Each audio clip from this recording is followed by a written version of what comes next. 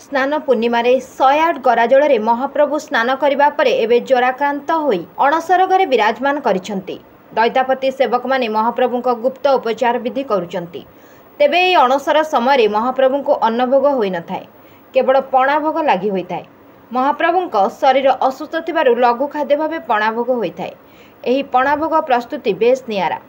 क्षीर sir कर्पूर सह विभिन्न सुगंधित द्रव्य मिसा जाए यही पणा भोग लगी होता है। पति महापात्र सेवक माने यही भोग महाप्रभु को अर्पण करबा परे यही स्वतंत्र पणा भोग को सबु देवादेवी को अर्पण करा जाय थाए।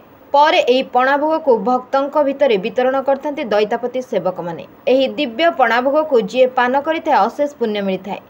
स्नान पूर्णिमा रथयात्रा मध्य जो अणसर नीति होता है से समय केवल महाप्रभु निकटने यही क्षीर सर प्रस्तुत पणा भोग लगी होता है।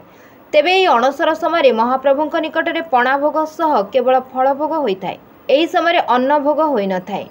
अणसर महाप्रभु निकटने धड़ा तथा शुक्ल वर्णर फूल लगी होबार विधि रही।